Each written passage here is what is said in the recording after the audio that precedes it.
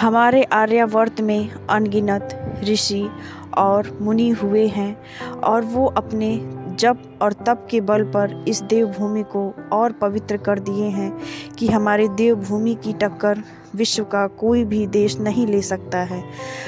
नमस्कार मित्रों, आप सभी लोगों का संसार मानस पर बहुत बहुत स्वागत है। जो लोग इस चैनल पर पहली बार आए हैं तो कृपया इस चैनल को सब्सक्राइब जरूर कर लें। आज की वीडियो हम भरद्वाज मुनि और घृताची के प्रेम प्रसंग को लेकर प्रस्तुत हैं। उम्मीद करूंगी कि आपको ये वीडियो रोचक लगे और इसमें जो जानकारी मैंने साझा की है उससे आप लोग भी परिचित हों। भरद्वाज मुनि एक नदी के किनारे रहकर जप और तप करते थे।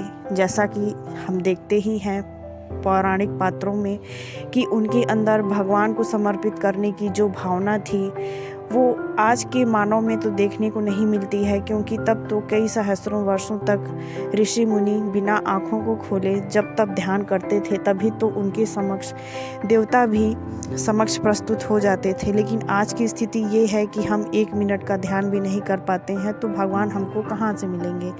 तो बहरहाल चलते हैं अपनी कथा की तरफ। तो जब भरद्वाज मुनि अपने नित्य कर्म से निवृत्त होकर सोचते हैं कि वो ब्रह्म मुहूर्त में ही जाके भगवान का पूजन अर्चन कर लें, इसी कामना से वो नदी में स्नान करते हैं। उसके तत्पश्चात जब सूर्योदय होता है तो वो उन्हें अर्घ देने के लिए वापस नदी की तरफ जाते हैं। तभी वो देखते हैं कि वल्कल वस्त्रों में भीगी हुई एक घृताची नाम की अप्सरा उनके सामने खड़ी है। चूँकि ऋषि मुनि घनघोर जंगल में ही रहते थे और उन्हें स्त्रियों का उतना दर्शन कभी होता नहीं था, जब उन्होंने अपने सामने एक भरे पूरे बदन वाली वक्ष स्थल को भीगी हुई एक स्त्री देखी तो उनका जो ब्रह्मचर्य है वो डगमगा जाता है और स्वभावतः उनकी काम वासना जागृत हो जाती है। ऋषि तो बहुत सिद्धस्थ थे।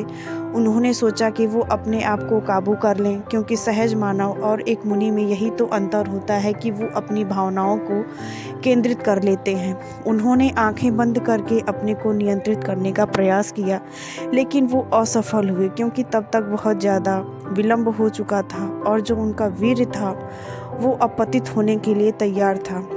मुनि को ये लगा कि अब तो उनका जो वीर्य है वो पतित हो चला है, क्योंकि किसी भी मुनि के लिए कतई शोभा की बात नहीं होती है कि वो तपस्या और ब्रह्मचर्य करे, लेकिन उसका वीर्यपात भी हो। कहीं ना कहीं ये उसके जो अर्जित तप है उसका हनन माना जाता था, तो उन्हें बहुत ज़्यादा निराशा होती है। लेकिन वो क्या करें, दैवयोग से ही ऐसा संयोग बन गया था। वो अंततोगत्वा अपने वीर्य को एक द्रोण नामक पात्र में रख देते हैं, जिससे कि द्रोणाचार्य का जन्म होता है। वो घृताची से कुछ कहते तो नहीं है, लेकिन मन ही मन पश्चाताप करते हैं।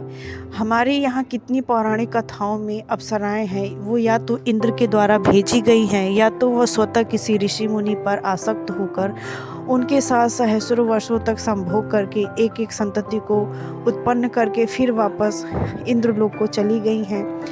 तो जब घृताची और ऋषि भारद्वाज से द्रोणाचार्य का जन्म होता है तो ऋषि उनकी पालन पोषण की व्यवस्था करते हैं।